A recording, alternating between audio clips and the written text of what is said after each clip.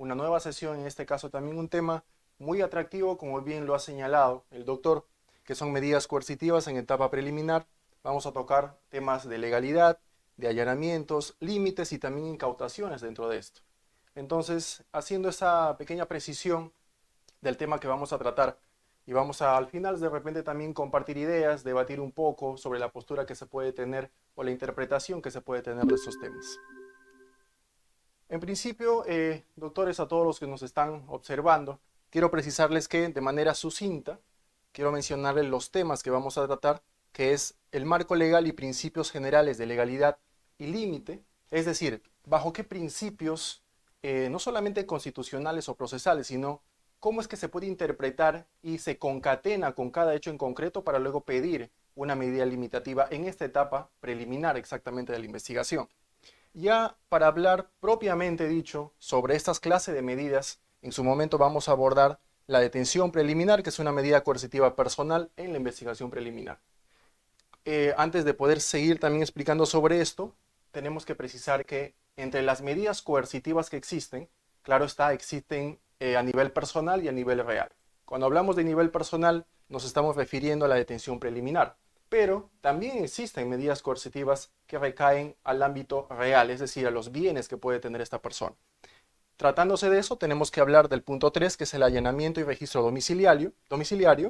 También tocan temas vinculados a la legalidad, el procedimiento y los límites que tiene un allanamiento de un domicilio. También tenemos lo que es la incautación de bienes, un tema muy importante y va de la mano con el allanamiento.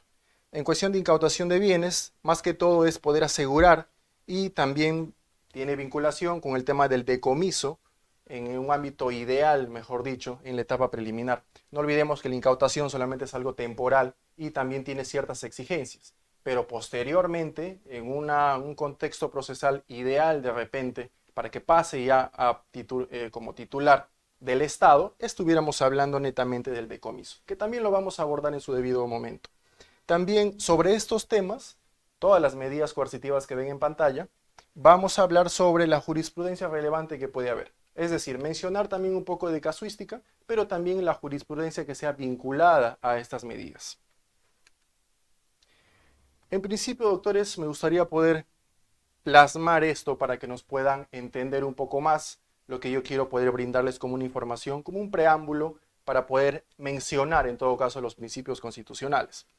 En principio tenemos la etapa preliminar en el proceso penal.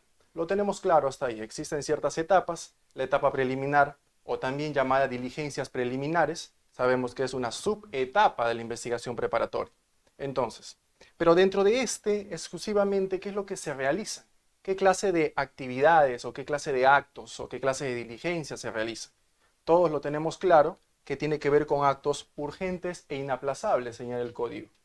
Entonces, dentro de esta etapa preliminar del proceso penal, para poder llevar a cabo estos actos urgentes e inaplazables, que son actos de investigación, a veces surge la necesidad o la exigencia acorde al contexto procesal en el que se encuentre, se pueda aplicar una medida coercitiva en específico. Justo en ello menciono esto, medidas coercitivas de manera precisa o genérica para decirlo así. Entonces, dentro de esta etapa, por los actos de investigación que se puedan generar, se puede aplicar una medida coercitiva. Ahora, ¿qué clase de medida coercitiva? Como bien he señalado en el tema a tratar. Puede ser una detención, un allanamiento o una incautación. Ahora, cuando se aplican medidas coercitivas en esta clase de medidas reales o personales, necesariamente tenemos que hablar de esto, de estos derechos fundamentales que tiene toda persona y todo investigado. Por ejemplo, en el tema de la detención preliminar, ¿cuál sería el derecho fundamental que se vulnera o en todo caso se tiene que afectar legalmente? Porque al fin y al cabo ningún derecho es ilimitado, como bien sabemos. Entonces, como ningún derecho es ilimitado, en algún momento se puede afectar o limitar, valga la redundancia, la libertad personal en la detención preliminar. Ahora, la inviolabilidad del domicilio, estamos hablando netamente del allanamiento de un domicilio. Es decir, el espacio, la esfera que tú tienes dentro de tu domicilio, dentro de tu ámbito privado, puede llevar a cabo un allanamiento por parte de la policía con la fiscalía, pero bajo ciertos supuestos también que en su momento lo vamos a analizar. Luego tenemos el derecho a la propiedad. Cuando hablamos del derecho de la propiedad, doctores, estamos hablando, claro está, con el tema de la incautación de bienes. Cuando hablamos de incautación de bienes, estamos hablando más que todo un desprendimiento del dominio que tiene esta persona sobre un bien en específico. Puede ser un desprendimiento o puede ser también una inamovilidad por parte de la autoridad competente. Entonces, dentro de esta etapa, recapitulando un poco, para seguir avanzando, en esta etapa preliminar o diligencias preliminares donde se hacen actos urgentes e inaplazables, se pueden aplicar ciertas medidas y esas medidas a su vez van a tener que afectar jurídicamente y legalmente estos derechos fundamentales. Bueno, como bien les he señalado, en cuestión de medidas de coerción a nivel preliminar, existen estas dos formas de poder llevarse a cabo, a nivel personal y a nivel real, como ya les acabo de explicar en la diapositiva anterior. Ahora, ya para entrar a tallar específicamente a este primer punto del temario, tenemos el marco legal y principios generales de legalidad y límite. Cuando hablamos de este aspecto, de este rubro, tenemos que iniciar, nos vemos en la imperiosa necesidad de poder hablar del principio de legalidad y control judicial. Lo he disgregado de esta forma para poder explicar mejor este punto. Por ejemplo, respecto a este principio de legalidad, nos establece que solo son dispuestas por autoridad judicial competente mediante resolución motivada. Claro, si se encuentra establecido en el Código Procesal Penal una medida, te especifica cómo lo tienes que llevar a cabo, cómo lo tienes que desarrollar. Está plasmado obviamente en el código y luego tiene que establecerse mediante un pedido primero del Ministerio Público y luego finalizar en una resolución debidamente motivada. Claro, lo que la ley te dice es eso. Una vez que se tiene el pedido a través de un requerimiento fiscal, se tiene que pasar a poder analizarse debidamente y emitirse la resolución correspondiente, pero debidamente motivada. Eso es por un lado, cuando hablamos de principio de legalidad y también en el ámbito de control judicial. Ahora, el segundo punto que quiero mencionarles es lo siguiente. Siempre se debe respetar el principio de proporcionalidad y analizar la finalidad de la medida y el derecho fundamental restringido. Sobre esto es bastante mencionado, bastante explicado, ya en su momento también vinculado al tema de test de proporcionalidad y todo ello. Pero es totalmente necesario, poder tomar en cuenta esto, el principio de proporcionalidad. Se tiene que respetar este principio de proporcionalidad. Es decir, es totalmente proporcional el medio coercitivo que estás pidiendo, en el caso de la Fiscalía. Es proporcional con el delito que estás imputando y con los hechos que estás atribuyendo a la persona. Es decir, si un delito es tan grave, claro, se tiene que aplicar también de igual manera una medida coercitiva grave. Tiene que haber proporcionalidad y eso tiene que estar plasmado no solamente en el juez en su resolución, sino también tiene que nacer como base desde el ámbito fiscal. Ahora, la segunda parte de esta imagen es analizar la finalidad de la medida y el derecho fundamental restringido. Justo lo que les decía, va de la mano, tiene relación uno con otro. Lo que les decía, el tema de la imputación que le realizas a la persona, qué delito presuntamente ha cometido y qué medida coercitiva vas a aplicar. Esta medida coercitiva, qué derecho fundamental va a tener que restringirse, o va a limitar o va a afectar. Eso tiene que tenerlo claro el sujeto procesal, en este caso el Ministerio Público, para luego darle una información adecuada al juez en su oportunidad.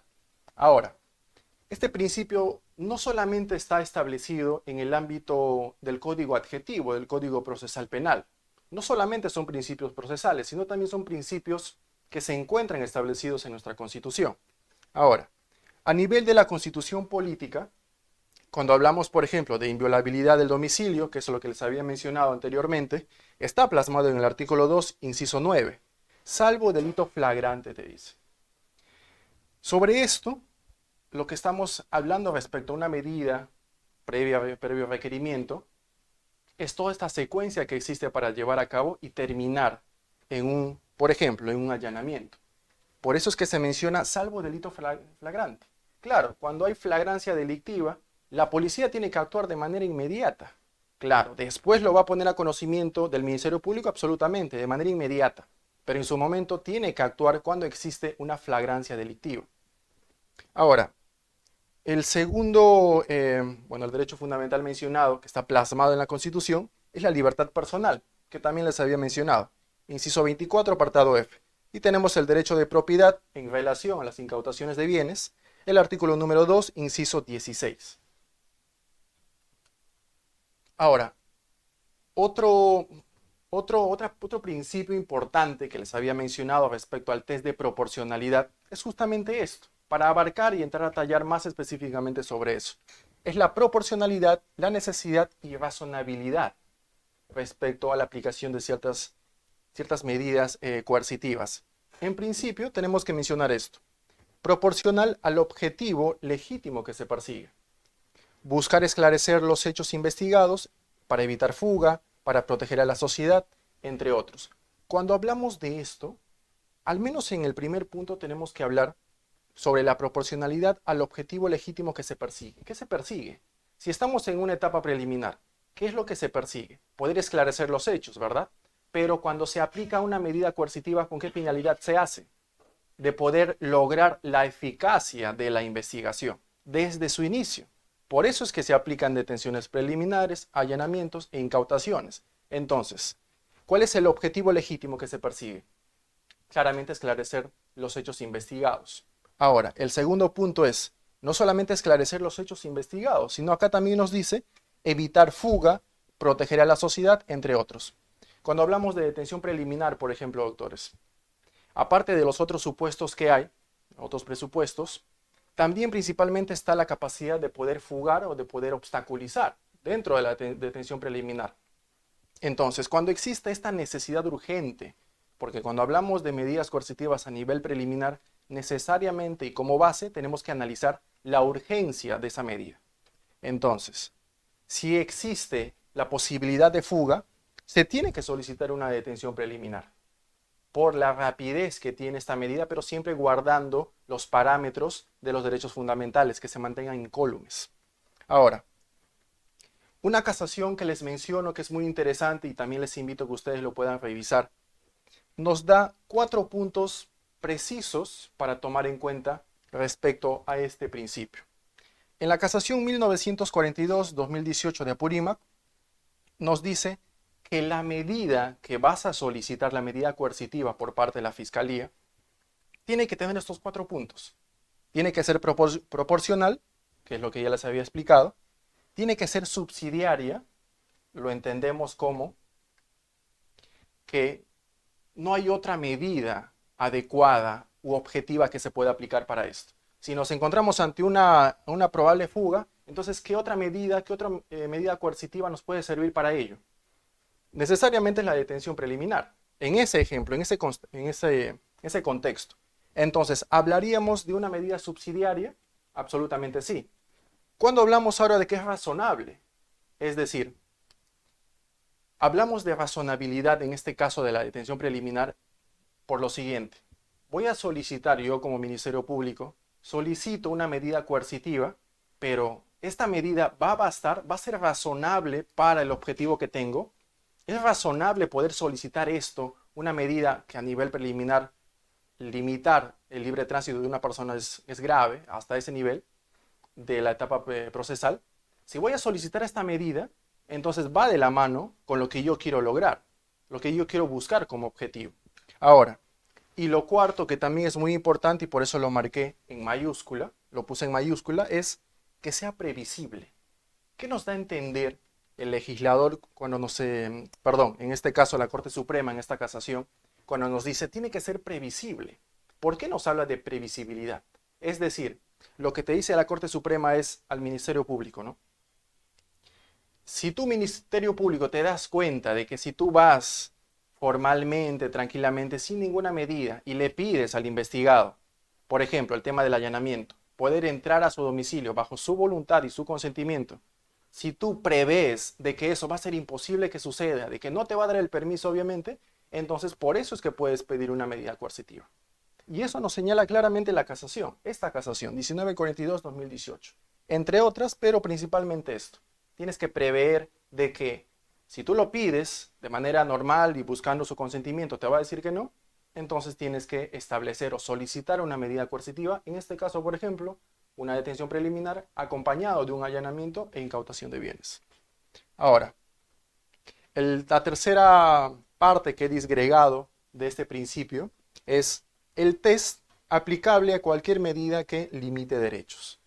Todos conocemos este test de proporcionalidad, no solamente en detención preliminar u otro, sino también hasta a nivel de prisión preventiva en su momento. Ahora, doctores, otro punto importante es el tema de las garantías constitucionales y las convenciones que existen. Ya hemos mencionado principios procesales que guardan relación de manera importante o relevante con la constitución política. Hemos tocado ya dos principios importantes. Ahora, otro punto muy importante es el tema de las garantías constitucionales y convenciones. En el tema de la libertad personal, por ejemplo, se encuentra plasmado tanto en el Pacto Internacional de Derechos Civiles y Políticos y también en la Convención Americana sobre Derechos Humanos. Y de igual manera en la inviolabilidad del domicilio, en la incautación de bienes. Pero cuando hablamos de este pacto y de esta convención, claramente lo hablamos porque el Perú es un estado parte en esta clase de convenciones o pactos que existen. En el artículo 9.1, por ejemplo, nos señala claramente, nos dice, nadie podrá ser sometido a detención o prisión arbitraria. Ahora, si vamos a la convención, nos dice de igual manera, pero con ciertos matices, en su artículo número 7.2. Nadie puede ser privado de su libertad, salvo causas fijadas en la ley. Esas causas fijadas de la ley, estamos hablando de la capacidad que tiene el Estado para poder limitar ciertos derechos. En este caso, el libre tránsito. Ahora, cuando hablamos de inviolabilidad del domicilio, de igual manera, nos centramos en el pacto y en la convención, pero esta vez en el artículo 17.1. Acá lo que nos dice el pacto es, nadie será objeto de injerencias ilegales en su domicilio. Cuando hablamos de este punto de nadie será objeto de injerencias ilegales, es decir, por ejemplo, que una persona, un policía, una persona sufre lo que es un allanamiento ilegal, por ejemplo, que venga la policía o que venga la fiscalía, pero sin una medida, sin un mandato judicial. Usualmente a veces la policía, en algunas ocasiones, puede suceder de que van con la finalidad de que, bueno, dentro de ese lugar se está cometiendo delito. O hay una flagrancia delictiva y que esa persona ingresó en ese domicilio. Entonces, ahí puede actuar la policía, pero si no está en ese contexto ya estaríamos hablando de un allanamiento ilegal y lo correspondiente sería poder solicitar una medida coercitiva de allanamiento. Entonces, sobre ese contexto es que nos habla el Pacto Internacional en el artículo 17.1 sobre las injerencias ilegales, que ninguna persona tiene que ser objeto de estas injerencias. Luego en la Convención, en el artículo 11.2, nos dice lo siguiente: nadie puede ser objeto de injerencias arbitrarias en su domicilio.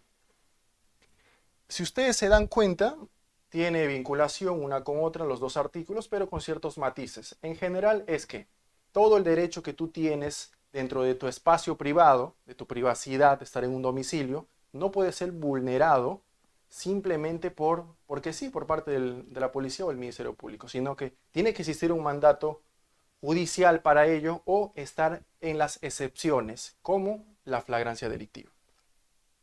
Ahora, cuando hablamos de incautación de bienes, doctores, en la convención está plasmado en el artículo 21.1 y nos dice lo siguiente: toda persona tiene derecho al uso y goce de sus bienes, ya sea bienes inmuebles o bienes muebles, pero está vinculado a eso, esa capacidad de goce y uso que tú tienes sobre lo que te pertenece o sobre lo que eres titular. Igualmente tiene que estar limitado cuando exista un mandato judicial u otros contextos también que ya le he explicado y vamos a seguir abordando también en esta sesión. Ahora, doctores, un punto muy importante que quiero compartir con ustedes es lo siguiente. El Tribunal Constitucional en este expediente 5057-2011 del Tribunal Constitucional nos habla sobre la inviolabilidad del domicilio. Si ustedes pueden verificar y ahondar un poco más en este tema y sobre todo en este pronunciamiento, en su fundamento 9 nos dice claramente lo siguiente: la garantía de la inviolabilidad del domicilio protege el ámbito espacial donde una persona ejerce su vida privada. Por tanto, cualquier afectación a este derecho debe estar debidamente motivada y sujeta a control judicial. justamente lo que les explicaba, ¿no? Como una garantía constitucional poder cubrir todo este principio, este derecho, pero vinculado a evitar ciertas afectaciones de este derecho. Ahora, justo les hablaba de allanamientos ilegales, doctores. Entonces, existen medidas para poder solicitar un allanamiento. Existen presupuestos o exigencias, tanto a nivel constitucional o procesal, para solicitar un allanamiento.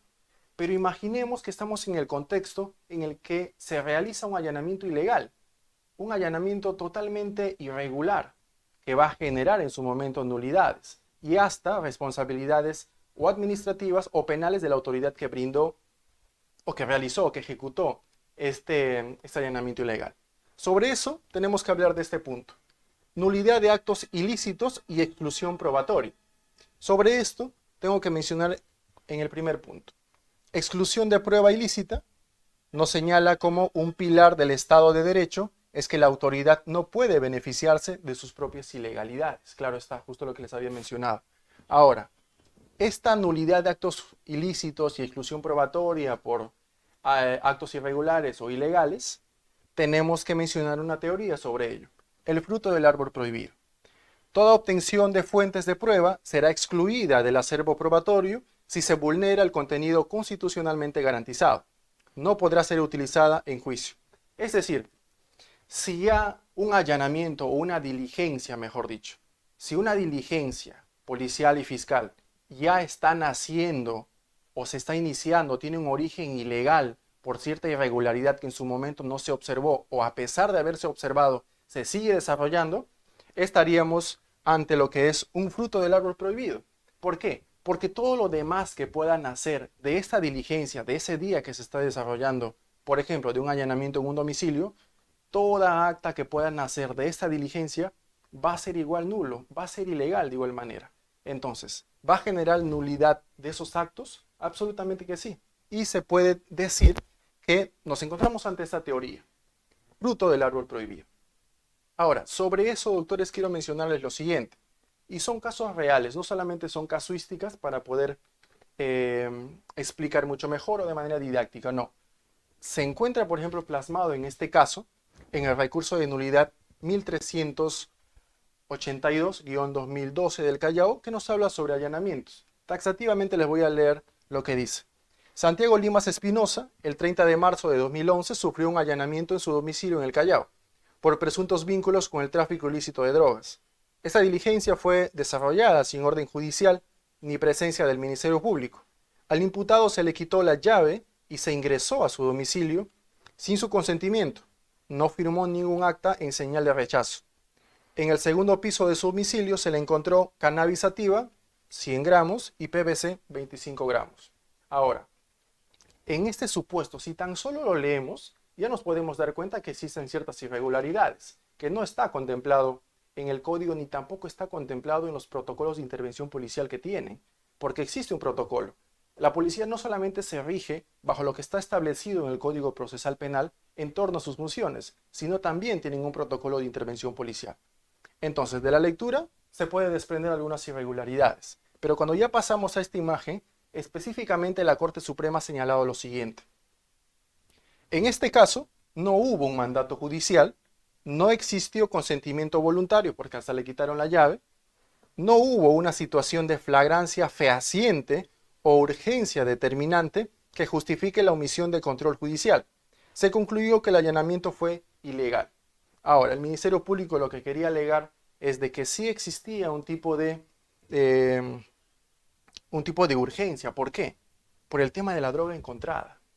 Entonces, por este punto decían, no, pero sí había una urgencia o sí había ya la comisión de un delito en ese punto. Pero para la Corte Suprema no existía de manera fehaciente, de manera contundente con los elementos de convicción que nos encontremos ante una urgencia. Entonces, definitivamente lo que hizo fue establecer que este allanamiento fue ilegal y por ende hubo nulidades en este proceso. Ahora, otro recurso de nulidad también importante es el recurso de nulidad 1841-2014 de Lima, que nos habla también sobre allanamientos y también detenciones en este caso. Igual también es un caso existente y les voy a dar lectura de ello. Irma Lainez del Águila y Rodrigo Arenas Osorio, el 24 de octubre del 2008, sufrieron de un allanamiento ilegal y secuestro en su domicilio ubicado en Surco. El allanamiento no contaba con orden judicial ni consentimiento de ambos imputados. Hubo incautaciones de bienes, se trasladaron a ambos a la comisaría del sector sin explicación ni identificación formal. No se identificaron como efectivos policiales. Hasta el momento también podemos identificar ciertos actos irregulares, pero la Corte Suprema lo ha especificado de manera más detallada. Nos ha dicho, no observaron protocolos de intervención policial, justo lo que les decía también en el caso anterior, violaron derechos fundamentales de ambas personas, no se identificaron como policías en su momento, no tenían una orden judicial para llevar a cabo esa diligencia, y el comisario de turno no tenía conocimiento de dicha intervención. Es decir, eran un grupo de policías que actuaron por su propia cuenta para poder retirar a esas dos personas de su domicilio y llevarlo a la comisaría, sin orden judicial, sin poner conocimiento al Ministerio Público y sin tener también la información, el consentimiento del comisario de esa comisaría de turno. Ahora, como punto final había señalado de que se vulneró la inviolabilidad del domicilio y la libertad personal de ambas personas. Entonces, terminaron siendo condenados estas personas y estableciéndose como agraviados a ellos dos de esos dos hechos. Ahora, y hemos hablado sobre los principios, doctores, principios fundamentales, ciertas limitaciones que hay sobre ello, actos ilegales que pueden generar nulidades, pero como ya hemos mencionado ello, ahora sí podemos entrar a tallar específicamente ya de lleno a lo que es la detención preliminar. Comienzo yo con esta pregunta, que es lo siguiente. ¿Qué es la detención preliminar? Otra pregunta ¿es la principal medida de la etapa preliminar? ¿Y cuál es su finalidad? Cuando hablamos de la detención preliminar, estamos hablando de una medida que se aplica, como bien les he señalado, en la etapa preliminar. Pero existen ciertos presupuestos para llevar a cabo esta detención preliminar. Ahora, entre otros, tiene que ver con la vinculación que existe entre el hecho presuntamente cometido con el investigado o la persona. Tiene que haber algún tipo también de peligro de obstaculización o de fuga, pero también tiene que ver con la urgencia. Lo que lo separa de la prisión preventiva no solamente es la etapa, no solamente es una etapa preliminar y una etapa preparatoria, no solamente es eso. Lo que los distingue, por decirlo de alguna manera, es la urgencia, el principio de urgencia. ¿Por qué es necesario establecer una detención preliminar? El juez dirá, Ministerio Público, ¿por qué vienes a mí y me pides que se aplique una medida coercitiva como la detención preliminar? ¿Cuál es la urgencia para ello? Entonces, esta urgencia se va a desprender de la investigación preliminar, de los actos urgentes e inaplazables que se han realizado. Eso es la detención preliminar en síntesis, en esencia, que vamos a seguir explicando también en las siguientes diapositivas. Ahora, ¿es la principal medida de la etapa preliminar? Considero que es igual de importante, no exactamente puede ser la principal, pero es igual que importante que el allanamiento. Existen vulneraciones o limitaciones o afectaciones de derechos a nivel personal. Si hablamos a nivel personal solamente, claro, estamos hablando de la detención preliminar y es lo más importante o lo principal en cuestión de medidas coercitivas personales. Entonces, depende cómo es que se plantea esta pregunta, cómo también se puede responder, podemos señalar eso. La detención preliminar, cuando hablamos de medidas coercitivas personales, claro, es la principal, pero es igual de importante como otros derechos fundamentales que también se vulneran con otras medidas que he señalado. La finalidad, como bien he señalado al inicio, la finalidad de una detención preliminar, ¿cuál es?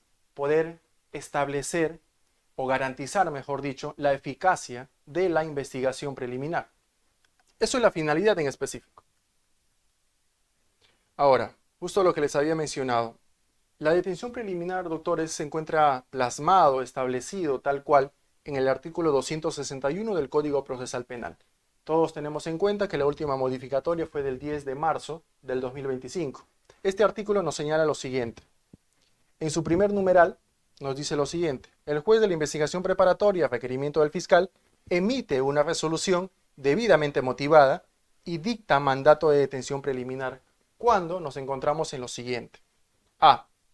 no se presente un supuesto de flagrancia delictiva, pero existan elementos razonables para considerar que una persona ha cometido delito. Se presenten indicios razonables de su posibilidad de fuga y obstaculización de la averiguación de la verdad. Lo que les había mencionado, que exista elementos de convicción que lo vinculen entre el hecho cometido y la persona. Pero no solamente eso, también el tema de que puede fugar o puede obstaculizar, también tenemos que analizar ello para poder solicitar una detención preliminar por parte del Ministerio Público.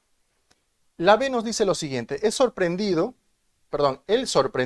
en flagrante delito logra evitar su detención. Y la C nos dice: el detenido fugare de un centro de detención preliminar. Entonces, en estos supuestos nos encontramos ante una detención preliminar que se pudiera solicitar y que el juez tiene que pronunciarse luego del requerimiento fiscal. Ojo, un dato muy importante es cuando no se presente una flagrancia delictiva, porque ahí existe otra forma de poder proceder. Ahora, en cuestión de los plazos de la detención, doctores, está en el artículo 264. Cuando hablamos del artículo 264, nos establece ciertos parámetros de plazo que puede durar una detención preliminar. La primera, por ejemplo, nos dice: la detención policial dura un plazo de 48 horas. Lo tenemos claro hasta ahí. Ahora, la detención preliminar dura 72 horas, puede durar un plazo máximo de 7 días cuando existan circunstancias de especial complejidad en la investigación. En este caso, en los delitos comunes, cuando se solicita detenciones preliminares es por este plazo, 72 horas, por 3 días. Pero cuando ya estamos ante un caso complejo, se puede ampliar o se puede solicitar por el plazo de 7 días. Ahora, el numeral 3 y 4 tiene que ver ya con delitos mucho más graves, mucho más complicados, como por ejemplo tráfico ilícito de drogas, organización criminal, entre otros delitos graves. El 3 justamente nos dice: en los delitos cometidos por organizaciones criminales, la detención preliminar o la detención judicial por flagrancia puede durar hasta 15 días. El número 4 nos dice: la detención policial o la detención preliminar puede durar hasta un plazo máximo de 15 días en delitos de tráfico ilícito de drogas y en delitos cometidos por organización criminal. Ahora, no existe tanta diferencia, por decirlo de alguna manera, pero lo que los diferencia, valga la redundancia, es el tema de la flagrancia. La flagrancia, ¿por qué? En la detención preliminar estamos hablando de todo un procedimiento que nace con el requerimiento del fiscal. Pero una detención policial, ¿cuál es?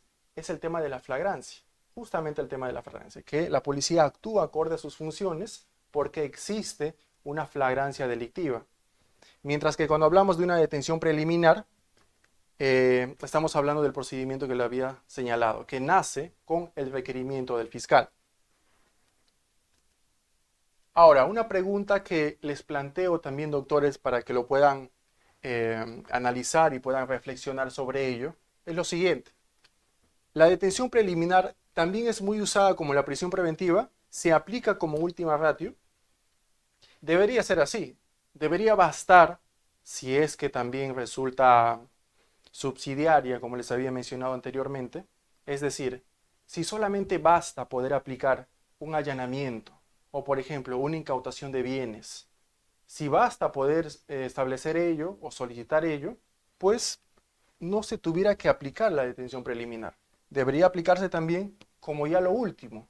Es decir, es tan grave el delito, existe una posibilidad de fuga o de obstaculizar, o existen elementos que lo vinculan, entonces el Ministerio Público está en la necesidad de poder solicitar una detención preliminar. Ahora, contestando la primera pregunta, ¿la detención preliminar también es muy usada como la prisión preventiva? Actualmente en nuestro sistema jurídico, yo diría que sí. Es más, la secuencia que nosotros vemos, doctores, actualmente a nivel del derecho penal, de los procesos penales, es que la mayoría de casos, si es que se solicita una detención preliminar, termina posteriormente en una prisión preventiva. En algún momento se tiene que desarrollar toda esta detención preliminar, desarrollar a cabo las diligencias para luego pasar a una prisión preventiva. No olvidemos que los estándares probatorios, o mejor dicho, el nivel de sospecha, ya sea una sospecha inicial simple, una sospecha reveladora, una sospecha fuerte, ¿ya? Una sospecha suficiente también para una acusación, por ejemplo. Es decir, tienes que pasar por todos esos niveles para que luego que apliques una detención preliminar pases a una prisión preventiva. ¿Es muy usado la detención preliminar? Sí. ¿Por qué? Porque en la mayoría de casos se justifica, por decirlo así, solicitar una prisión preventiva, pero primero señalas, primero solicitas una detención preliminar. Es decir, te proyectas a poder pedir una detención preliminar para luego pedir una prisión preventiva. De que puede estar mal, puede ser algo polémico, absolutamente que sí, porque en algunos casos no es necesario establecer o solicitar una prisión preventiva. ¿Es usado, por ende, ambas medidas coercitivas en las etapas correspondientes? Yo considero que sí, es muy usada, es muy frecuente, pero no debería ser ello, porque también hasta el nivel de sospechas varía una con otra, es decir, desde la sospecha inicial simple para una detención preliminar, aparte de los presupuestos. Cuando ya formalizas, se entiende que el Ministerio Público está ante una sospecha reveladora. Ahora, si pide una prisión preventiva en cuestión de 2 días, como usualmente pasa en delitos comunes, entonces has pasado también el nivel de sospecha suficiente para una acusación, porque después el que sigue es la sospecha fuerte para una prisión preventiva. Entonces, existe todo un paso de niveles de sospechas para terminar en una prisión preventiva desde la detención preliminar. Eso también puede ser polémico, puede ser cuestionable, absolutamente que sí. En todo caso, los dejo para que ustedes puedan analizarlo también. Ahora, justo lo que les decía, doctores, sobre el tema de la subsidiariedad. Eh, existen medidas menos gravosas. No necesariamente siempre se tiene que aplicar lo que es una detención preliminar. Lo mismo sucede con la prisión preventiva en esa etapa preparatoria. Pero a nivel preliminar, la detención preliminar, que es grave de por sí porque limita la libertad personal, como ya lo hemos analizado, pero también existen otras medidas menos gravosas que también se pudiera aplicar a nivel de una medida coercitiva personal. Por ejemplo, la comparecencia con restricciones, las reglas de conducta que establece el juez para poder someter a una persona a un proceso penal. También tenemos el impedimento de salida del país, también con ciertas reglas de conducta, pero en esencia es que la persona no pueda retirarse del país. En ocasiones, hasta la misma persona o bien presenta su pasaporte o el juzgado, cuando va a establecer esto, lo pide para que se refuerce en todo caso este impedimento de salida del país. Es decir, no va a poder salir porque igual se está sometiendo, igual también estamos solicitando su pasaporte. Ahora, otras medidas también menos gravosas, doctores, es la vigilancia electrónica con el tema del grillete electrónico y también el arresto domiciliario, con ciertos matices también, pero igual resultan ser menos gravosas. Si se pudiera aplicar estas medidas menos gravosas, se tiene que analizar si va a ser razonable, si el Ministerio Público va a poder lograr sus objetivos procesales con estas medidas. Ahora, si tenemos una visión comparada, doctores, a nivel internacional, he querido compartir con ustedes lo que es con otros países de igual de Sudamérica y también de Centroamérica, que es Colombia, que es Chile y es México a nivel de Centroamérica. En Colombia, por ejemplo, el tema de la detención preliminar, estamos hablando de captura por orden judicial. ¿Qué exige? Exige una imputación probable, exige una flagrancia o peligro real. Eso es por un lado, por el lado de Colombia. Pero si nos vamos a Chile, doctores, la denominación o el rótulo que tiene esta medida es detención por flagrancia. Exige peligro de fuga, reiteración o gravedad, nos señala esa legislación chilena. Ahora, si vamos más allá, si subimos un poco en cuestión de América, vamos a México, lo establece como detención en caso urgente o flagrante. ¿Qué es lo que exige? Exige peligro de fuga, reiteración o gravedad también de igual manera. Entonces, esto es una visión comparada que tenemos de estos países que también tiene cierta similitud con la detención preliminar en nuestro país. Es decir, es una figura procesal a nivel preliminar que no solamente nace en el país o no solamente se aplica en el país, sino también en otros países hermanos. Ahora, les planteo esta pregunta también. ¿Qué pasa si un fiscal pide detención preliminar y no justifica la urgencia?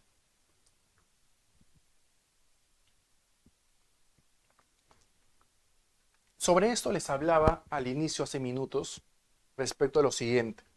La detención preliminar, al margen de los presupuestos que puede tener, tiene que existir una urgencia. ¿Cuál es la urgencia para poder llevar a cabo esto? O solicitar una medida coercitiva o establecerlo para detener a esa persona, por ejemplo. Ante ello tenemos que hablar de la casación 553-2018 de Lambayeque, en el cual, en concreto, lo que nos dice es lo siguiente. La Fiscalía en este caso pidió detención preliminar alegando riesgo de fuga, pero no presentó elementos objetivos. La resolución fue declarada nula porque no había hechos concretos. Ahora, si les planteo a ustedes, doctores, o podemos analizar un poco sobre esto, ¿cuándo hablamos de hechos concretos? ¿O cuál sería un hecho concreto en este caso que la Fiscalía hubiera podido alegar, pero siempre y cuando sea la realidad también del caso? Por ejemplo, el tema del peligro de fuga, que es la idea central que tiene el Ministerio Público en esta idea. Un riesgo de fuga, ¿cuál hubiera podido ser? Como un elemento objetivo. De repente vieron a la persona que estaba comprando pasajes.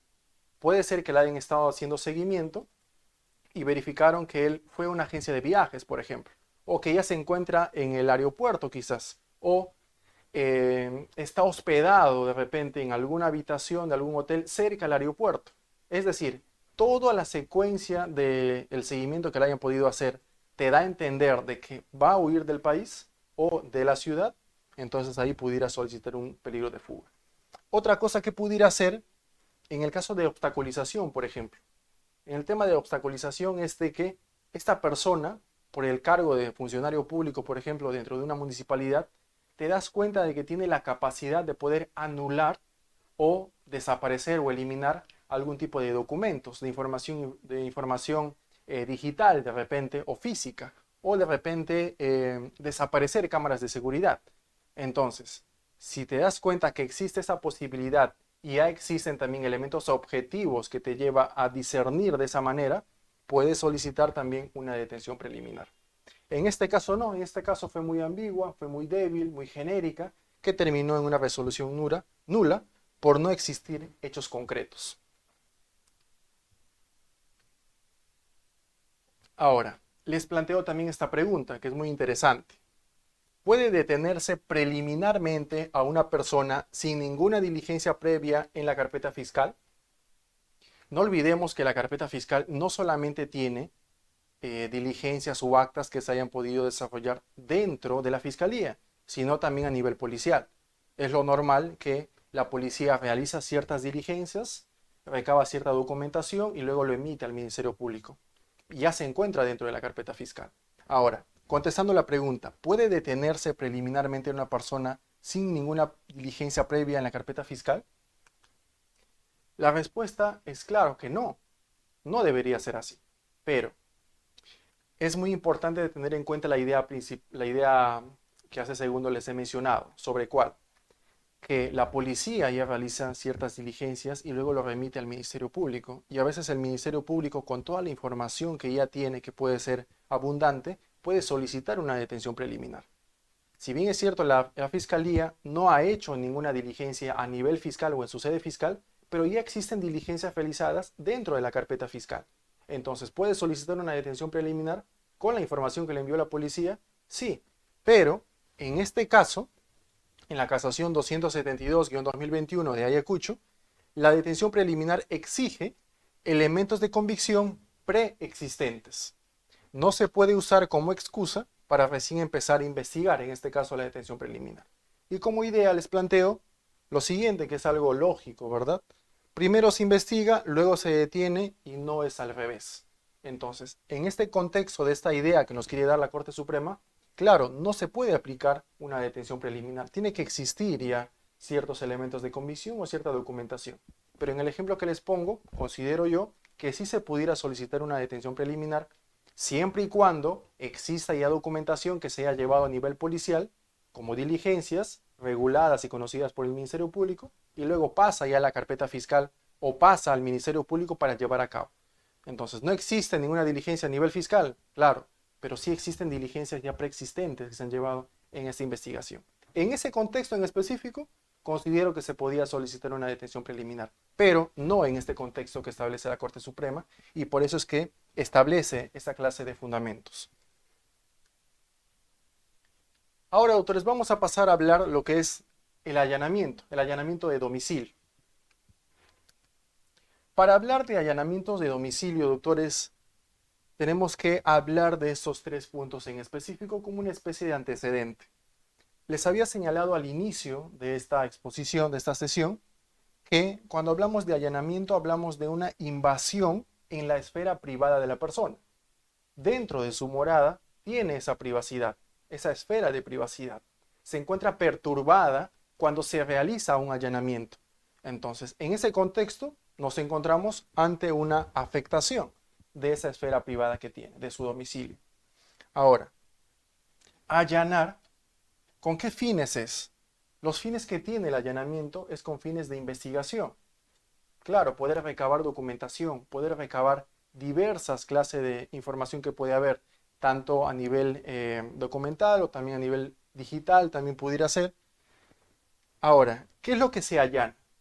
Ya estamos mencionando, ya tenemos en cuenta los fines de la investigación, pero con un allanamiento, ¿qué es lo que se puede allanar propiamente?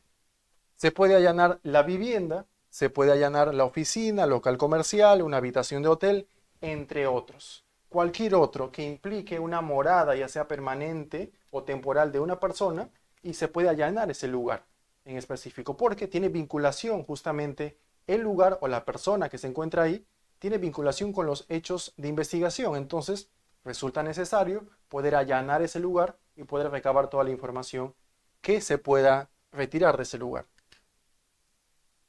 Ahora, el allanamiento, doctores, se encuentra plasmado en el artículo 214 al 216 del Código Procesal Penal. Pero, ¿cuándo procede? ¿Cuándo podemos estar ante la capacidad de decir, este allanamiento, esta medida coercitiva, es necesario poder aplicarse? Tiene que existir motivos razonables para su aplicación desde el Ministerio Público que lo solicita y el juzgado que lo ordena como tal en su resolución. Tenemos que tomar en cuenta estos tres puntos. Primero, cuando en el domicilio se oculta el imputado o alguna persona evadida. Cuando se encuentren bienes delictivos o cosas relevantes para la investigación. Y tercero, cuando el fiscal considere que será previsible que se le negara el ingreso. Justamente sobre esto les hablaba en la casación anterior, que nos hablaba sobre la previsibilidad. Pero vayamos por partes. El primero es cuando se encuentra el imputado o una persona evadida en ese domicilio, resulta poder solicitar un allanamiento para ello. Ahora, cuando se encuentran bienes delictivos o cosas relevantes para la investigación, doctores, cuando se allana un domicilio de una persona vinculada a un hecho ilícito, se tiene que poder recabar, como bien les he señalado, documentación o cualquier otra clase de información. Por ejemplo, se puede recabar o en todo caso incautar, que luego les voy a explicar. Se puede incautar dentro de este allanamiento cuerpos del delito, por ejemplo, instrumentos del delito, objetos que han servido del delito, entre otras cosas. Se tiene que poder incautar ello, se puede encontrar ello en estos allanamientos que se hacen. Entonces, ¿con qué finalidad se allana? Con esta finalidad de poder encontrar esos bienes que tengan vinculación con el hecho. Por ejemplo, en el caso de tráfico ilícito de drogas, puede ser la propia droga de este grupo de personas, como también puede ser el dinero, que son los efectos que genera el tráfico ilícito de drogas.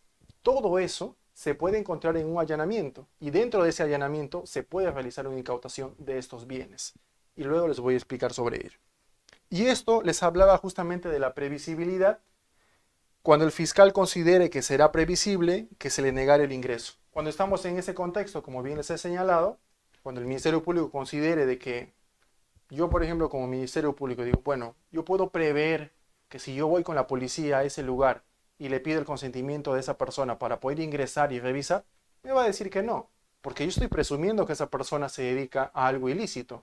Entonces, como yo estoy presumiendo esto y la lógica que yo tengo es que me va a decir que no, mejor solicito un allanamiento de ese domicilio.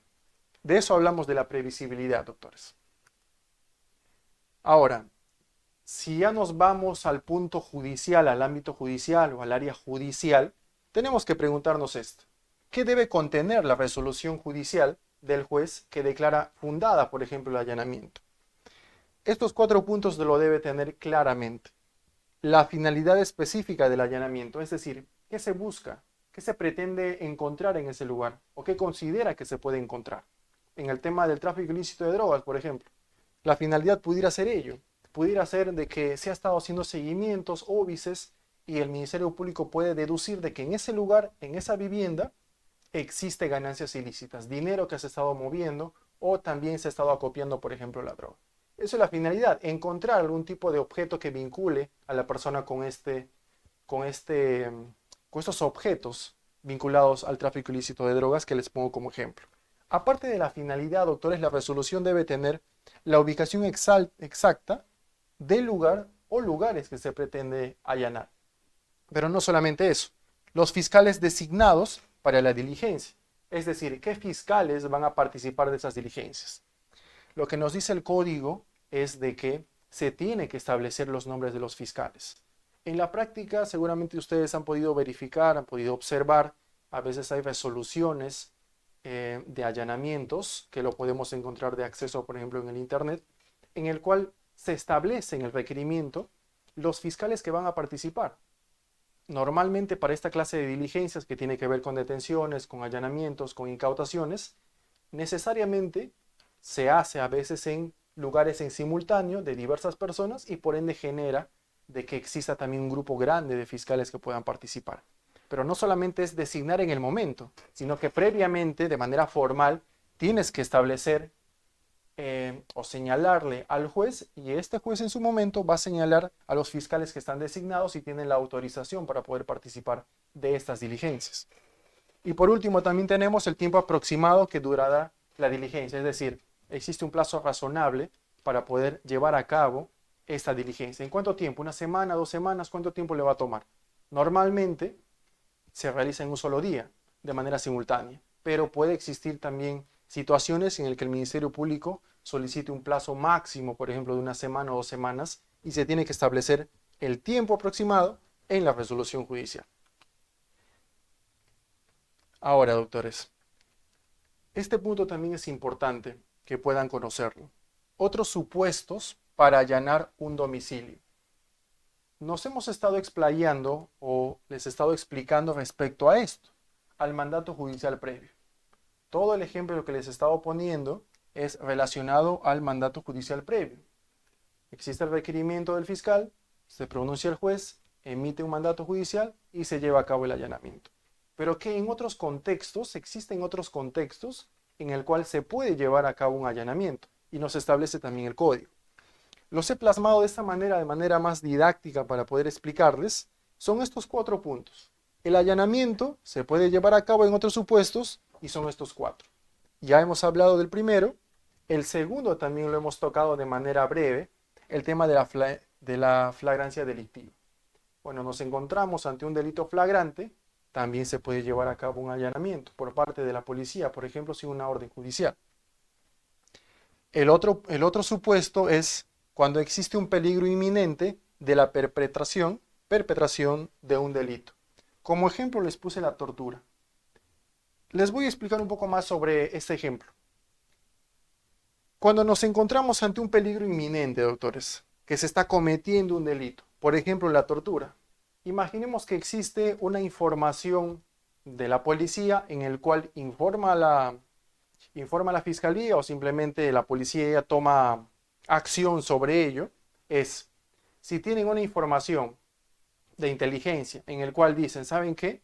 En ese domicilio, en tal hora o en tal momento de la noche, se va a llevar a cabo una tortura, porque esta persona ya se encuentra secuestrada y lo traen desde otro lugar.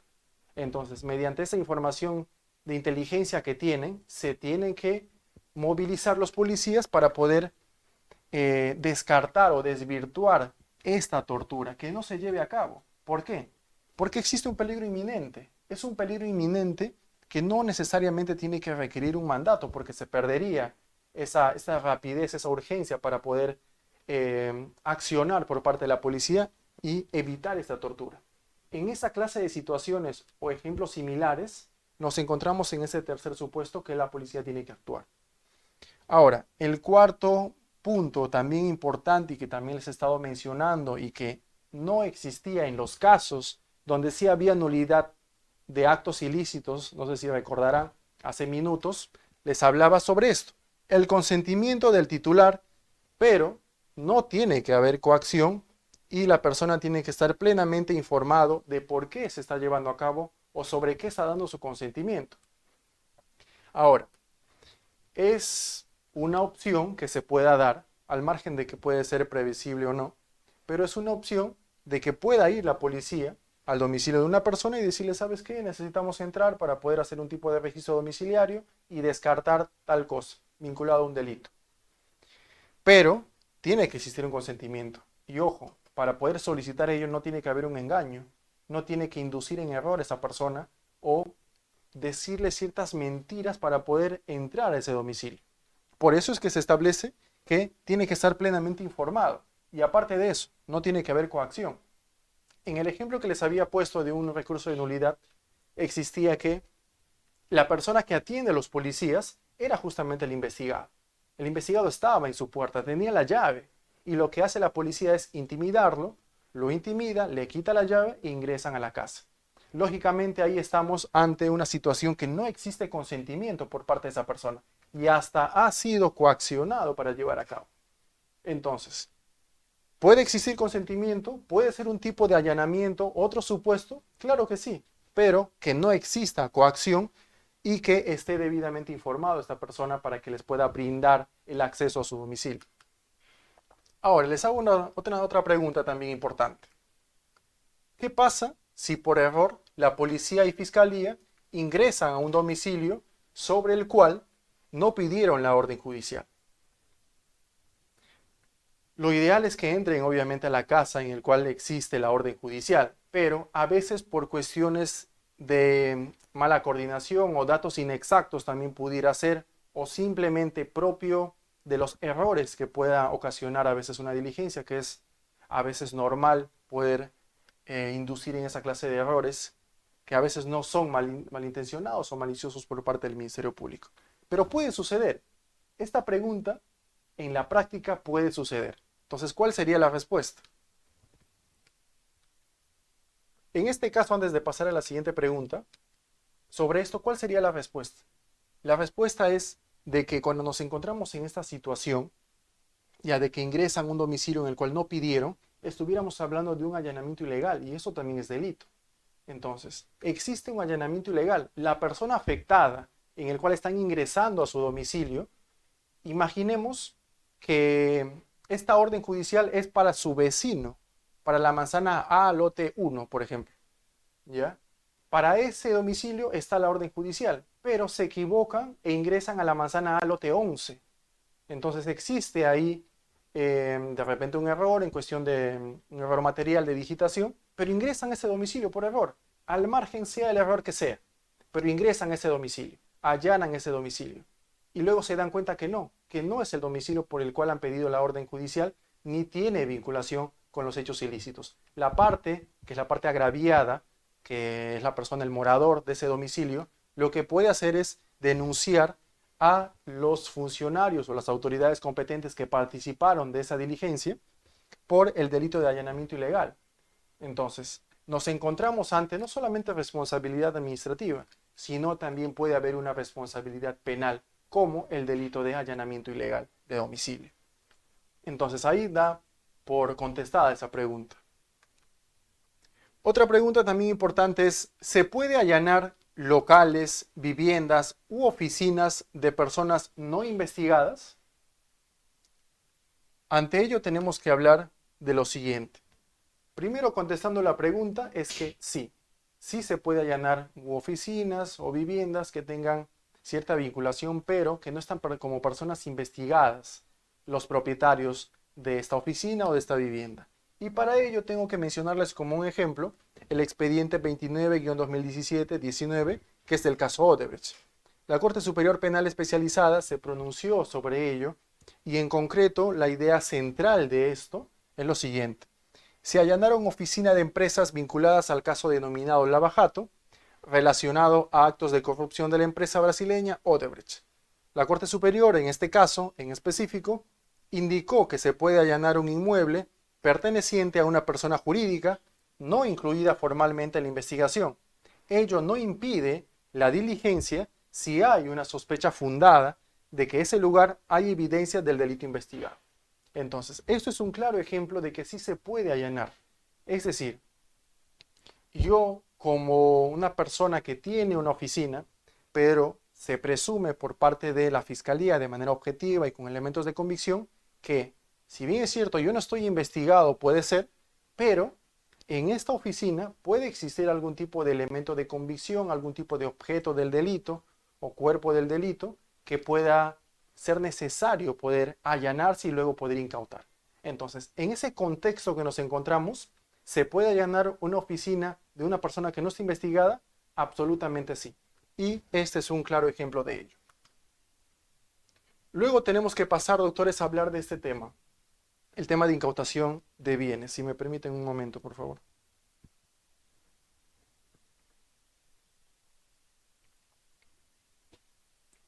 Doctores, cuando hablamos de incautación de bienes, tenemos que hablar también de esos tres puntos muy importantes que quiero compartir. La incautación de bienes, doctores, está vinculada al allanamiento, a esta medida real también. La incautación también es una medida coercitiva real. El allanamiento, de igual manera, también es una medida coercitiva real. Cuando se allana un domicilio, no solamente es hacer el registro domiciliario, no tuviera sentido en todo caso solamente hacer eso, sino que si es que se verifica que existen ciertos objetos del crimen o del delito, se puede incautar también. Entonces, ¿va de la mano? Absolutamente, la incautación va de la mano con el allanamiento en esa diligencia. Pero ¿cuál es la esencia de la incautación? La esencia de la incautación, doctores, estamos hablando del apoderamiento o inmovilización de bienes relacionados al delito. Como bien les había señalado al inicio, una persona puede tener el uso y goce de los bienes que le pertenecen o del cual está tomando posesión. No hay ningún problema con ello. Pero cuando hablamos de incautación estamos hablando ya de un apoderamiento, es decir, desprenderlo de la capacidad que él tiene de poder usar y gozar de estos bienes para poder ser incautado o en todo caso determinarse su inmovilización. En esos contextos, eso es la esencia de incautar bienes de una persona. Ahora, ¿cuál es su objeto? Cuando hablamos de un objeto, doctores, estamos hablando que se puede incautar un bien porque más adelante va a ser un medio de prueba. Puede ser, por ejemplo, en el delito de tenencia ilegal de armas. Obviamente el arma de fuego, eso es un tipo de, va a ser un medio de prueba, va a ser un objeto del crimen. Ahora, puede darse también en el tema del tráfico ilícito de drogas. ¿Cuál sería un medio de prueba? Sería en todo caso las ganancias de dinero, puede ser también de repente el tema de la droga, por ejemplo, en su momento, que si bien es cierto después se tiene que destruir, pero también implica con un medio de prueba porque se le encontró con droga al momento de su detención. Pero aparte de ello, la incautación no solamente tiene una finalidad de ser un medio de prueba más adelante, no es solamente su objeto eso. El objeto, como bien le señalaba al inicio, en un contexto ideal, es que luego pase a ser decomisado. Es decir, que ya pase para que sea el titular de este bien el Estado. Entonces, luego de haberse incautado en su momento, luego que exista, por ejemplo, una condena, que se pueda probar, por ejemplo, que una avioneta o un camión ha sido producto de ganancias ilícitas, va a ser decomisado y va a pasar ahora a poder del Estado peruano. Entonces, ¿ese es el objeto principal de las incautaciones? Absolutamente sí. Considero que sí. Son estas dos en esencia. Ahora, si nos vamos ahora al Código Procesal Penal, tenemos que hablar con este nombre, exhibición e incautación de bienes, que se encuentra en el artículo 218 al artículo 222 del Código Procesal Penal. Lo que nos dice estos artículos en concreto es lo siguiente. El fiscal puede requerir al propietario que entregue o exhiba un bien que constituye cuerpo del delito, que se vinculen a él o que sea necesaria para la investigación. Si el propietario se niega, puede acudir ante el juez de investigación preparatoria. Ahora, lo siguiente que nos da como idea es, Cuando hay flagrante delito o peligro inminente de su perpetración, la policía puede actuar sin autorización del fiscal, pero sí deberá ponerle a su conocimiento de manera oportuna. Luego el fiscal deberá requerir su confirmatoria de incautación ante el juez. Y por último nos dice que la descripción de los bienes incautados debe ceñirse estrictamente al reglamento de cadena de custodia emitido por el Ministerio Público. Se debe incorporar al Programa Nacional de Bienes Incautados, que es PRONAVI, para su custodia temporal. Entonces, ¿en qué contexto es que se da la incautación de bienes, doctores? Para poder explicarles de manera más breve, más sucinta también, y como un resumen. Nos señala que cuando la fiscalía solicite que se debe entregar o se debe exhibir un bien que constituye un cuerpo del delito, le tienes que solicitar a esa persona y si no lo quiere, pues lo solicitas a través de un requerimiento, en este caso una incautación de bienes. Pero cuando exista vinculación con el cuerpo del delito, lo que les había mencionado hace minutos. Ahora, en este punto es importante, ¿por qué? Porque estamos hablando de una flagrancia. Todos tenemos conocimiento, y ya también habíamos tocado ese tema, sobre que la flagrancia, cuando existe una flagrancia, la policía puede actuar de manera inmediata, pero después tiene que poner a conocimiento al Ministerio Público de manera oportuna, es lo que nos dice, para que en su momento el Ministerio Público vaya ante el juez y diga, ¿sabe qué? Estos bienes han sido incautados, señor juez, por parte de la policía, por la urgencia que había, bajo sus funciones también, pero ahora estoy pidiendo la confirmatoria de estos bienes. Es decir, yo le doy legalidad, yo como Ministerio Público le doy la legalidad a esto, luego de verificar esta diligencia y los bienes incautados, y luego voy al juez y le pido la confirmatoria. Eso es la secuencia que nos señala en esta segunda idea. Ahora, este tercer cuadrado, este tercer gráfico que tenemos, está basado a que una vez que estos bienes incautados, que ya están incautados por la policía y por el Ministerio Público, tienen que tener ciertas descripciones, tienen que basarse en base al reglamento de cadena de custodia del Ministerio Público. La cadena de custodia lo que te dice es que se realiza esta cadena de custodia de persona a persona con la finalidad de poder mantenerlo, ya sea de manera hermética, si es algún sobre, de manera incólume, y que no exista algún tipo de atisbo de probabilidad de que ha sido alterado o adulterado. Eso es lo esencial que tiene la cadena de custodia. ¿Se tiene que basarse este reglamento? Absolutamente que sí, para poder evitar nulidades a futuro y mantenerse en todo caso esta cadena de custodia, con su formulario, con el rótulo que debe tener cada bien, que en la práctica lo llaman como muestra 1, como muestra 2 y así sucesivamente. Ahora, el tema de PRONAVI también es muy importante. ¿Por qué? Una vez que está siendo incautado, que ya fue incautado, ya está de manera formal establecido como tal, se ha incautado, el Ministerio Público lo tiene, el Ministerio Público no se debe quedar con este bien incautado, sino tiene que pasar este programa a PRONAVI, ya sea un vehículo, por ejemplo, ya sea documentación o de repente puede ser hasta dinero de repente. Pero en el tema del dinero, en esencia, y en tema de bienes muebles, tiene que ir a este programa para que sea custodiado de manera temporal cuando hablamos de incautación. Ahora, en este caso también existen tipos de incautaciones de bienes, doctores.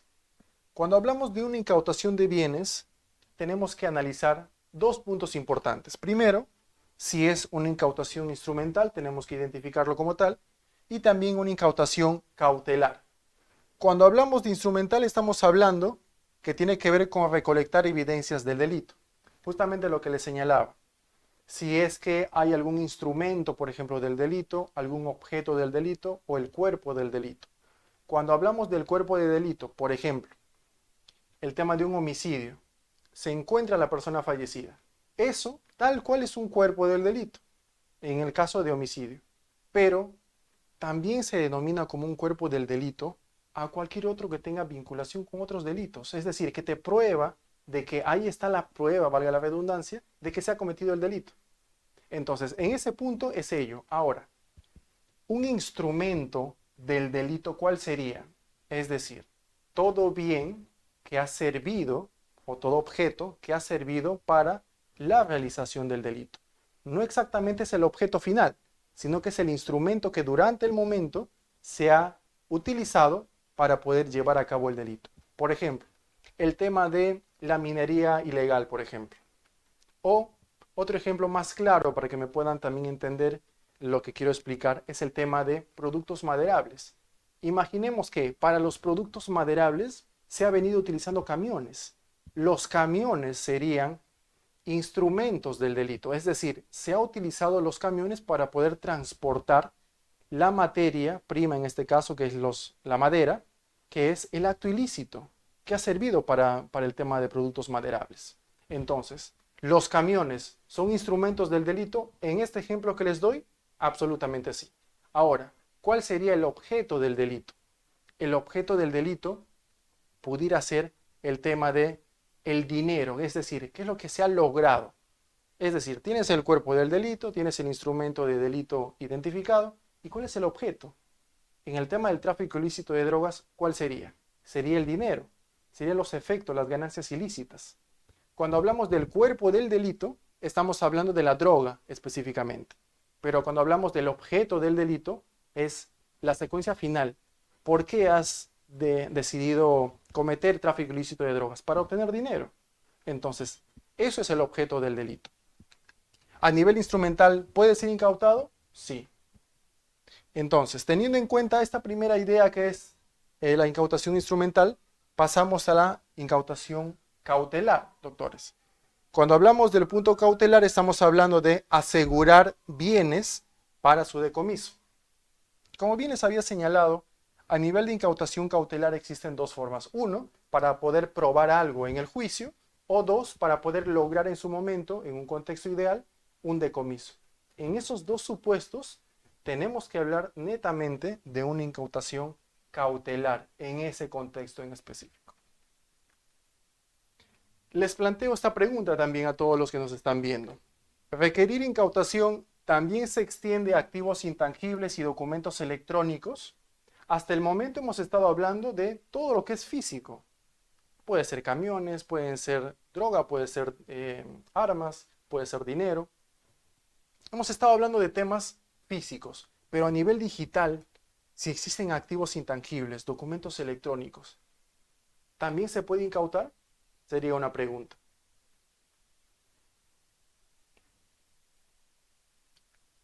Antes de pasar a la siguiente diapositiva, vamos a contestar esta pregunta. La respuesta es sí. También se puede, por ejemplo, congelar ciertas cuentas bancarias, por ejemplo, que tiene vinculación con lavado de activos.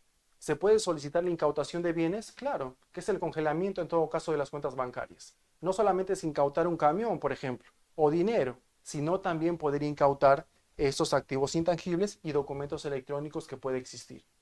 Entonces la respuesta es sí. Ahora, hemos hablado de todo el contexto de la incautación, cómo se lleva a cabo, cuál es el procedimiento, en qué contexto, por ejemplo, se puede especificar cuando estamos ante un objeto del crimen, del delito, un instrumento del delito, entre otras cosas. Pero, como toda medida, también tiene ciertas limitaciones, tiene límites específicos cuando hablamos de incautación. Por ejemplo, estos 5 puntos son importantes y me gustaría compartir con ustedes. En principio, la relevancia penal del objeto, es decir, vas a poder realizar la incautación, pero ¿con qué finalidad? ¿Tiene una relevancia penal ello? ¿Tiene vinculación con algún delito? ¿Tiene algún tipo de vinculación con alguna persona o con algún hecho delictivo? Entonces, si nos encontramos en ese contexto, se pudiera identificar de que sí, estamos en una relevancia penal del objeto y por eso se está pidiendo la incautación. Pero aparte de ello, también se tiene que analizar los límites específicos. Es decir, cuando se va a incautar algo y no implica flagrancia, tiene que haber una intervención judicial. ¿Ya? Por ejemplo, en el primer contexto, cuando existe una resolución judicial, ahí hay una intervención judicial. Hay una resolución que declara fundada la incautación. Ahora, en el contexto de la flagrancia, justo que les acabo de mencionar, también puede haber una intervención judicial. Antes no va a haber, tiene que ser después, porque por la premura, por la urgencia que hay de poder actuar por parte de la policía, se va a llevar a cabo por urgencia en el delito flagrante una intervención, una incautación de la policía y luego va a haber una confirmatoria por parte de la intervención, por parte del juez, es decir, una intervención judicial. Entonces, existe una intervención judicial tanto al inicio como al final, sí, pero va a depender del contexto en el que nos encontramos, ya sea un pedido del Ministerio Público o ya sea una flagrancia delictiva. También se tiene que analizar la temporalidad, en el caso de la incautación, se tienen que analizar los derechos de terceros y se tiene que analizar la custodia debida del Estado. Por ejemplo, doctores, cuando hablamos de los derechos de terceros, ya existe el pronunciamiento de la Corte Suprema en diversos pronunciamientos en el cual nos señala que no se puede afectar derechos de terceros. Esas son las limitaciones específicas que tiene la incautación. No puedes afectar derechos de terceros, excepto que tengan vinculación. Pero si la persona no tiene vinculación y el objeto que has incautado, los bienes que has incautado no tiene vinculación, no debes hacerlo, no debes incautarlo. Por ejemplo, imaginemos que estamos en un contexto en el que la policía sabe que una persona que está siendo perseguida por flagrante delito se encuentra en un domicilio, ingresa a ese domicilio, lo busca. Puede ser que sea el domicilio de la persona o puede ser que no. Pero si comienzas no solamente a detener a esa persona, sino también a realizar registro domiciliario. ¿Por qué es que la persona entró ahí? O de repente puedes incautar bienes. Si vas a incautar algún tipo de bienes, tiene que ser vinculado al hecho. No puedes, por ejemplo, entrar a un domicilio y poder incautar el televisor, alguna laptop, alguna refrigeradora, algún electrodoméstico. No puedes hacer eso por parte de la policía, sino de que tienes que poder incautar ciertos bienes vinculados al hecho, pero teniendo muy en cuenta y cuidando, observando de que no se vulneren derechos de terceros, que esos bienes que está incautando la policía o la fiscalía no tengan vinculación con derechos de terceros y no se afecte sus derechos. Luego estamos hablando, por último, la custodia debida del Estado, doctores. Lo que les decía, existe un reglamento de cadena de custodias que emite el Ministerio Público y en base a eso se lleva a cabo todo el protocolo de la cadena de custodia. Ahora, luego de realizado eso, pasa a un programa que es el PRONAVI. El PRONAVI, por orden del Estado, tiene esa obligación de poder custodiar justamente, custodiar debidamente, en nombre del Estado, de mantenerlo de repente operativo, de mantenerlo de repente tal cual como ingresó en su momento. ¿Existe una responsabilidad del Estado en la custodia? Sí. ¿Es un límite específico en la incautación? Sí, porque tiene que ser cuidado igual. No puede deteriorarse o dejarse a un lado como abandonado, por decirlo así, por parte de Pronavi en este caso. Ahora, les hago esta pregunta también. En qué contexto requerir al juez el reexamen de incautación de bienes? ¿Cuál es el contexto en el que nos tenemos que encontrar para poder requerir un reexamen de una incautación de un bien que ya se ha desarrollado tiempo anterior? Cuando hablamos de eso tenemos que hablar necesariamente del artículo 204, numeral 2 del Código Procesal Penal, que nos habla sobre el reexamen judicial de medidas cautelares. En su punto número 2 nos señala lo siguiente: el afectado también puede solicitar el reexamen de la medida ante el juez de la investigación preparatoria si nuevas circunstancias establecen la necesidad de un cambio de la misma. El juez discrecionalmente decidirá si la decisión la adopta previo traslado de los demás sujetos procesales o mediante una audiencia que señalará al efecto. Contra el auto que resuelve la solicitud de reexamen procede recurso de apelación según el trámite previsto en el numeral anterior. Ahora, aparte de este artículo, doctores, el 204, también tenemos que observar el artículo 218, 219 y 220, porque en esos artículos específicamente nos habla ya de lleno del reexamen de incautación. Esto es de cualquier medida cautelar, reexamen judicial. Pero si queremos hablar detenidamente de lo que es la incautación de bienes, tenemos que basarnos en el artículo, como bien dije, del 218 al 220.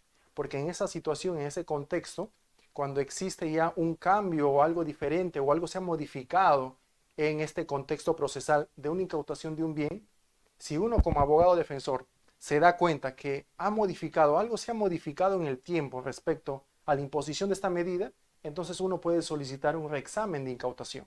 Sobre ese bien incautado va a haber una audiencia, se va a debatir y luego existirá un pronunciamiento del juez, que también puede ser apelable. ¿Cuándo se convierte la incautación en un decomiso, doctores? A lo largo de esta sesión, cuando hemos estado hablando netamente de incautación, hemos estado mencionando esta palabra, que pasa de incautación, de un bien incautado a un bien ya decomisado. Pero si contestamos la pregunta, ¿cuándo se convierte la incautación en un decomiso? Para eso tenemos que mencionar de manera sucinta nada más, porque en sí no es materia de esta sesión, pero para poder mencionarlo de manera sucinta, tenemos que mencionar la ley número 32.326, que es la extinción de dominio, última modificatoria que se realizó al decreto legislativo 1373 del 9 de mayo del 2025. En concreto, la ley nos permite comprender lo siguiente. La incautación es una medida cautelar provisional. El decomiso, en cambio, es la privación definitiva del bien cuando una sentencia firme lo ordena. La extinción de dominio permite decomisar bienes sin condena penal mediante un proceso autónomo. Eso es la idea central. La base que tiene la extinción de dominio y relacionado al decomiso, que es lo que les estaba mencionando. Ahora, esta extinción de dominio existe una modificatoria en el tiempo, existe un cambio en cuestión de la temporalidad, por decirlo de alguna manera. La extinción de dominio nace con ese decreto legislativo 1373 del 4 de agosto del 2018. Entre otras ideas importantes, he podido separar esto. El proceso es autónomo y no es penal. Se aplica una retroactividad amplia para poder establecer desde cuándo se puede solicitar una extinción de dominio. Y la carga de la prueba también es dinámica, es decir, no solamente la fiscalía tiene que probar, sino también la parte que está siendo afectada con esto tiene que probar la licitud de estos bienes que se pretenden extinguir su dominio. Después de eso existe una modificatoria, la ley número 32.326 que les había mencionado, tiene ideas centrales también. La primera es que no exige sentencia penal firme en determinados delitos. En otros sí, pero en otros no exige que exista una sentencia específicamente. Y ya había pronunciamientos también de juristas sobre eso, que se estuviera vulnerando de alguna manera la presunción de inocencia, el debido proceso, entre otros. Luego la segunda idea puntual es que la prescripción es a los 5 años desde la sentencia consentida. Entonces, después de esto, y existe lo que es un pronunciamiento del Tribunal Constitucional en julio del 2025, hace poco nada más, hace unos días. El Tribunal Constitucional en este expediente nos señala dos ideas centrales para tomar en cuenta. Uno, limita la retroactividad solo hechos ocurridos posteriores al 4 de agosto del 2018. ¿Por qué esta fecha? Porque es la fecha que inicia y que existe la extinción de dominio como un decreto legislativo. Entonces, lo que te dice el Tribunal Constitucional es cualquier hecho vinculado al 4 de agosto en adelante puede ser materia de limitarse la retroactividad y poder establecerse un proceso de extinción de dominio. Si no, no estaríamos en ese contexto. Otro punto es que la carga de la prueba compete también al fiscal ofreciendo prueba suficiente. En su momento, en esta modificatoria, eso era el cambio también, que la persona tenía que probar sobre la licitud de esos bienes. Pero en este caso también lo que nos dice es que la carga de la prueba también compete al Ministerio Público, ofrecerlo al Ministerio Público.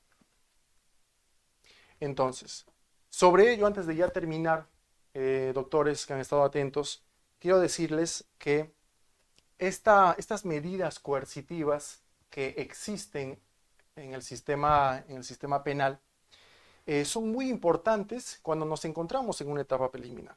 No olvidemos que la etapa preliminar es el inicio de poder investigarse un hecho. Entonces, la base que tiene que tener el Ministerio Público tiene que ser también contundente porque va a servir como base para posteriores etapas y también para posteriores medidas coercitivas que se puede solicitar.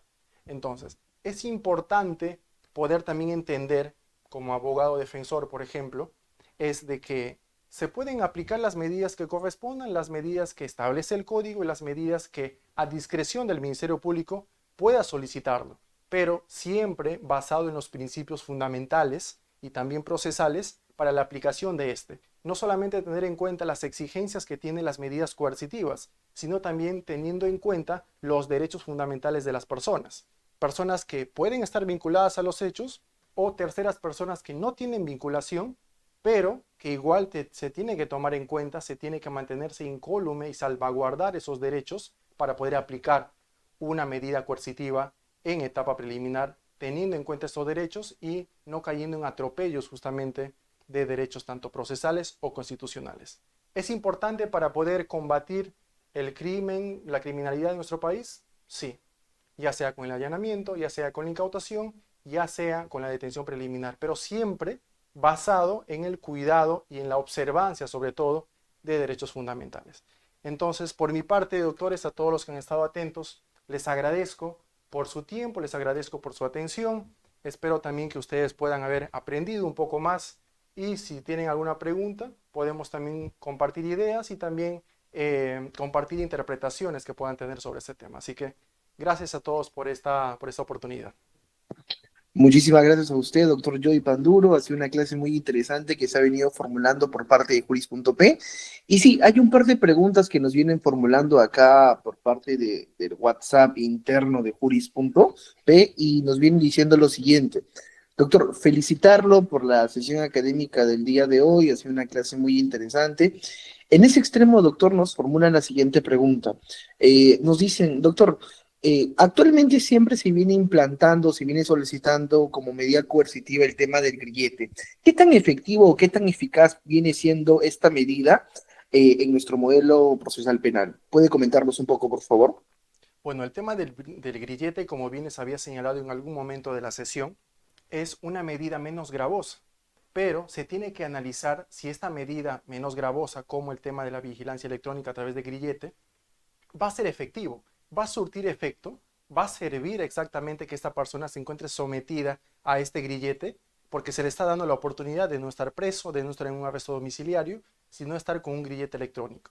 Ahora, la eficacia que puede tener en nuestro país, considero que puede ser cuestionable. Hay pocos casos sobre eso, sí existen, pero son muy pocos casos en el que se establece. ¿Por qué? Porque todo el gasto que puede acarrear el tema de los grilletes electrónicos tiene que ir por parte de la persona que tiene el grillete, no es por parte del Estado. Entonces, resulta quizás un poco caro, por decirlo así, utilizar un grillete electrónico, pudiera ser, pudiera ser. Por eso es que hay pocos casos sobre ello. Resulta eficaz, tiene que ver acorde al delito que presuntamente habría cometido. Yo considero que en nuestro país no es tan aplicado, quizás no pudiera ser tan eficaz, pero si nos comparamos con otros países europeos de repente, pudiera sí ser efectivo, acorde también a la idiosincrasia que existe, no solamente a nivel judicial o el del sistema legal, sino de la misma sociedad en sí. Eso pudiera ser mi aporte. Bien, doctor, acá también nos vienen preguntando en la presente sesión, nos dicen, doctor, ¿cuánto dura la detención preliminar? Acá nos dice una pregunta en el WhatsApp. Ya, la detención preliminar, como bien he estado explicando, la detención preliminar puede durar 72 horas, puede durar 7 días, puede durar 15 días, dependiendo del contexto del delito. Un delito común, 3 días. Un delito que puede ser declarado complejo porque existe alguna complejidad en ello, puede durar hasta 7 días. Ahora, cuando hablamos ya de delitos de tráfico ilícito de drogas, hablamos de criminalidad organizada, estamos hablando de delitos complejos, de delitos graves de por sí, que puede intervenir diversas personas. Entonces ahí se establece 15 días, por ejemplo. Existen plazos para ello, para la detención preliminar. Bien, acá nos dicen también en el chat del Meet, nos dicen, doctor, ¿en qué momento procesal se solicita el reexamen de algún medio de prueba? Bien, el reexamen, pongámonos primero en el contexto de que ya se incautó el bien. Existe la orden del juez, existe la incautación por parte de la policía con la fiscalía, pero en algún momento de la investigación, y yo como investigado por parte de mi patrocinado, puedo identificar que algo se ha modificado en el tiempo. Existe algún tipo de modificación de los presupuestos que han servido, los fundamentos que han servido para aplicarse. Por ejemplo, en el caso de la caución, existe, por ejemplo, y el mismo código lo señala.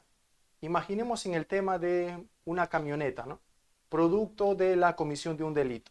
Si ha sido analizado mediante cualquier diligencia pertinente que se haya involucrado esta camioneta, es decir, se ha servido para tal diligencia utilizar la camioneta.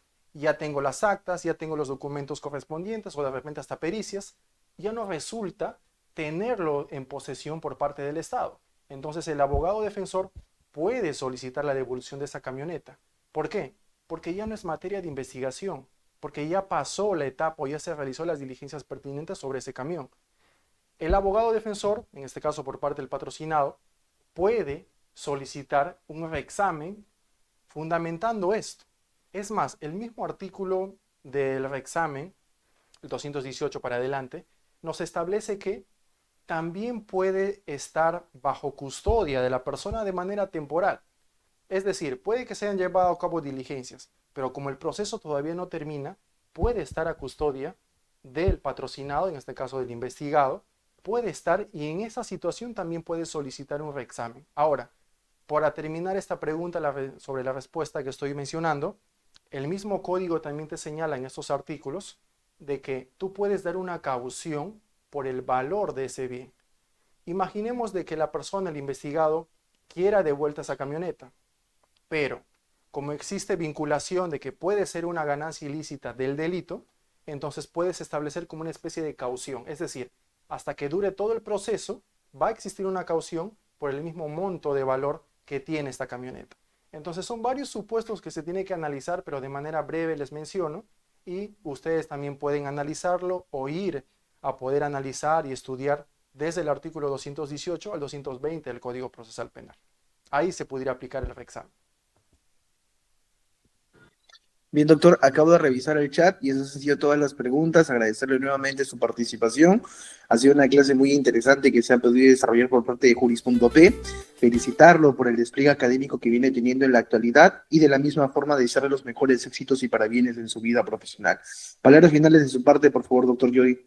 Bueno, simplemente poder agradecer, como les dije al inicio, agradezco a Juris.p por la oportunidad de poder compartir, de poder hablar de un tema muy interesante a través de esta sesión magistral y simplemente agradecer también a todos ustedes que han estado conectados y han compartido, han estado atentos y también han compartido sus ideas a través del chat de WhatsApp de Juris.p.